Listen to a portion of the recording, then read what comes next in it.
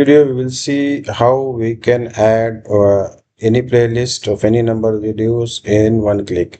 See, this is my watch letter. There is no videos in it. So what I will do, first we will go open the Chrome browser. We'll go to extensions, then click on visit Chrome store. A new tab will open. In this Chrome store we will write YT watch letter assist. This extension we will install. We will add it to the Chrome browser. This extension, click, and now it is added. I will pin it.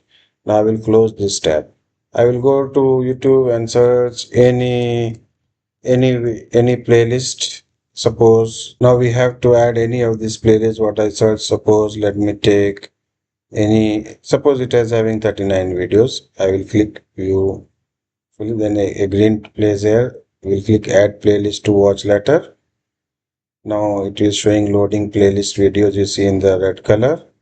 Once it's done, it will done. Now it is saying playlists added to watch letter. This message came.